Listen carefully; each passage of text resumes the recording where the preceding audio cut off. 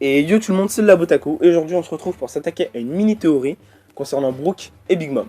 C'est parti.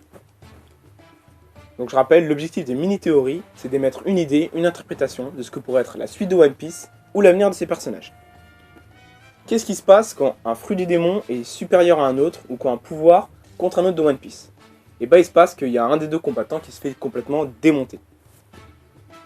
Ce qui propulse le gagnant au rang de prédateur naturel d'un autre. Donc gardez bien ce concept en tête, on va y revenir. Par exemple, durant l'arc Skypiea, où Enner se rend compte que son fruit du démon est complètement inutile face à Luffy et où il se fait démonter par Luffy.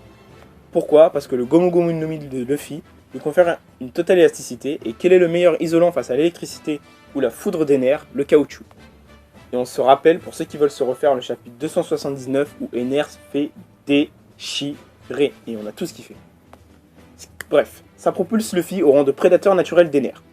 Donc maintenant qu'on a défini le terme prédateur naturel, parlons un peu de Big Mom parce que c'est quand même le thème de la vidéo. Donc son fruit du démon, dont le nom est encore inconnu, lui permet de manger la durée de vie de quelqu'un. Qu'est-ce que ça veut dire? Ça veut dire que par exemple, pour tuer Charlotte Muscat, Big Mom annonce 40 ans, ce qui est probablement sa durée de vie restante, ce qui provoque sa mort. Mais si son pouvoir est de retirer les années de la vie d'une personne, qu'est-ce qui se passerait si elle l'utilisait sur une personne qui est déjà morte?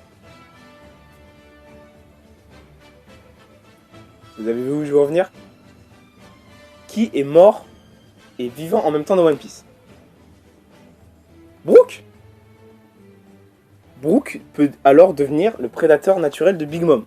Je sais ce que vous vous dites, Brook c'est pas le meilleur combattant de One Piece, surtout face à Yonkou de la trempe de Big Mom. Mais attendez. Brook est un personnage qui est tellement peu mis en avant, qui a presque, voire jamais eu de réelle heure de gloire au sein des Mugiwara, que l'introduire en tant que force majeure durant l'arc Big Mom, ça lui rendrait un putain et un bien fier service.